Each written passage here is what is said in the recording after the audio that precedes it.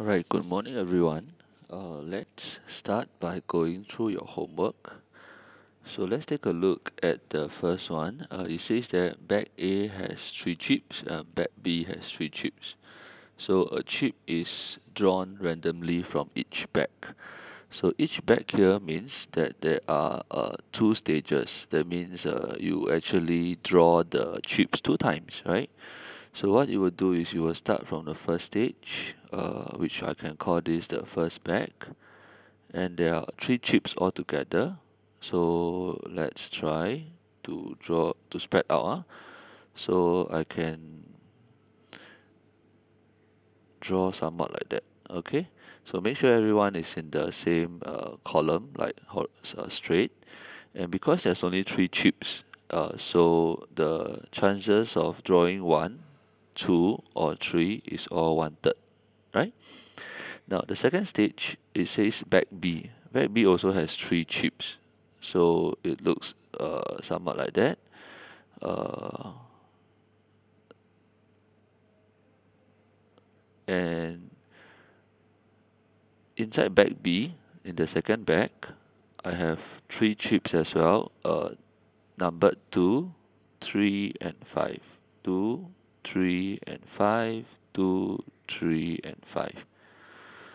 So the probability is also the same, 1/3 for all the branches, right? Because there's only 3 chips in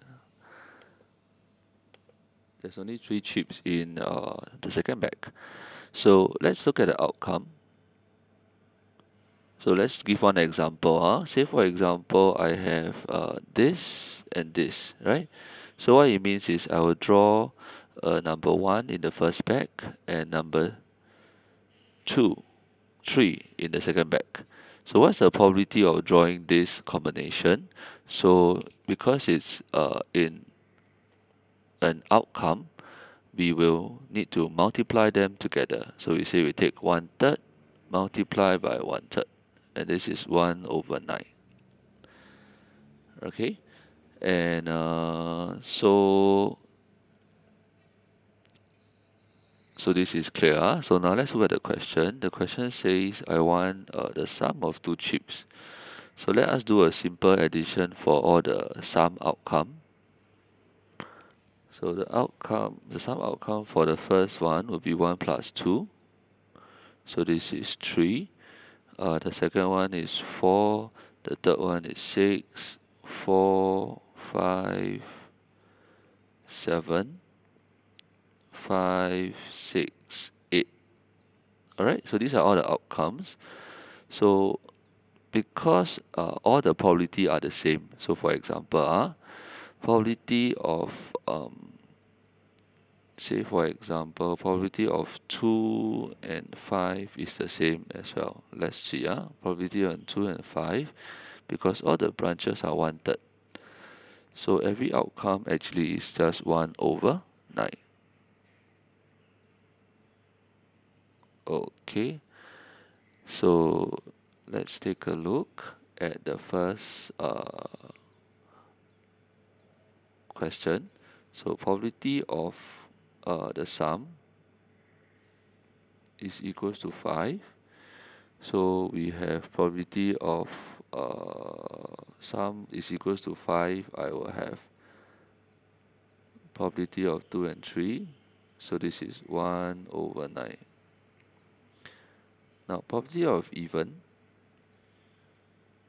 So let's use a color to help us.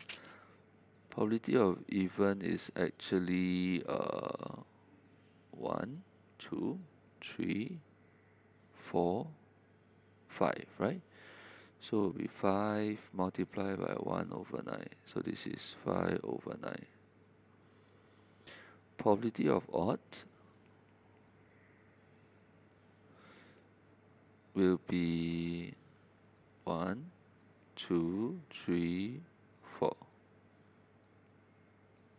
So this one will be 4 multiplied by 1/9. 4/9. Okay, right. There will be a part 2 of this video. But after watching the part 2 of the video, I want you to do this as homework and complete by tomorrow. Tomorrow we'll discuss some of the questions that I'm not sure.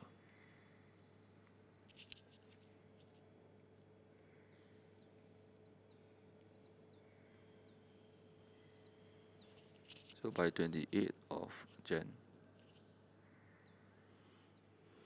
Alright, so this is the part 2. We are looking at when we actually add some probability together. So we describe these events is they are mutually exclusive if they cannot occur at the same time. So give a very simple example. If I were to pick a boy as event A, pick a girl as event B, then we say that it is impossible for us to pick a student that is both A, which is a boy, and a girl at the same time, right? So we say that they do not overlap, and we say that they are actually mutually exclusive. So when they are mutually exclusive, actually we can add the probability together. So this is the idea of the addition law. Now, can all of you turn to page 6? Let's look at the coin question one more time. Now, in the coin question, you notice that the outcome of head and tail and the outcome of tail and head, there are two separate outcomes, right? Even though they both have both one head and one tail, the first coin is different, one being the head and the other one being the tail. So they are different outcome, and therefore we say that they are mutually exclusive. And because they are mutually exclusive, you notice that we can actually add the probability together. Alright, so let's take a look at some of the examples. So let's look at example 4. Example 4, the probability of a gray ball would be 7 out of the total number of balls. So when I add them together, it is 16. So I got 7 out of 16. Now, if I want to find the probability of not a white ball, so if I look on the inside the back, it could be the probability of the black and the probability of the gray, right? So in this case, because a ball cannot be at the same time black and at the same time gray as well, right? So we say that they are mutually exclusive. We are able to add the probability together. So I will have 5 out of 16 plus 7 out of 16. Alright, so this is 13 out of 16. Okay, now let's take a look at probability of black or white.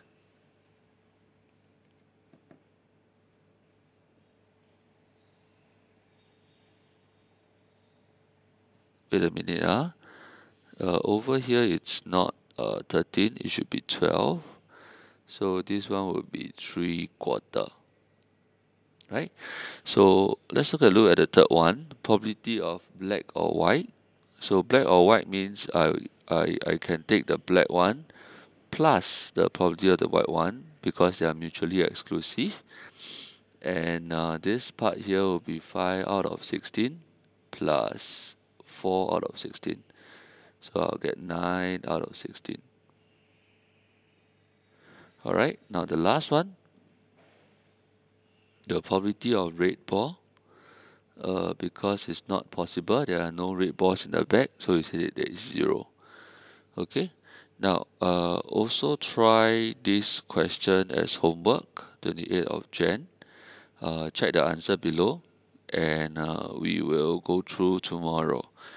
Now let's look at example 5. Now example 5 says that two girls took part in a swimming competition, but there's only one winner. So the probability of Amanda winning is 1/3. the probability of Betty winning is 1/4. So because there can only be one winner, right? It cannot be both win at the same time. So we say that they are actually mutually exclusive. So what does that mean? It means that I can add the probability together.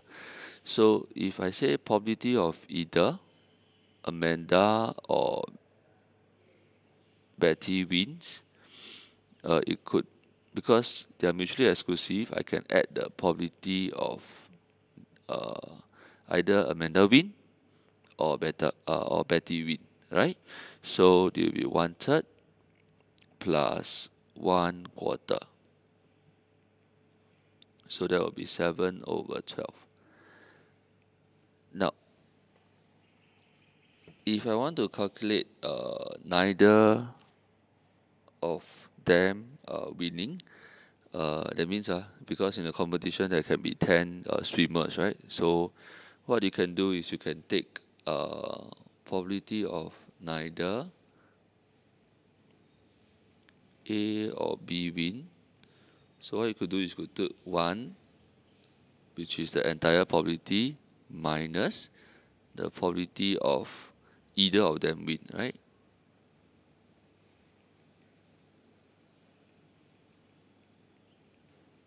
So 1 minus 7/12, you will get 5/12. Right, the third part of the video is just instruction. So now that you know how does mutually exclusive work, I also want you to try practice 5A and practice 5B. Okay? Alright, I'll see you tomorrow. Bye.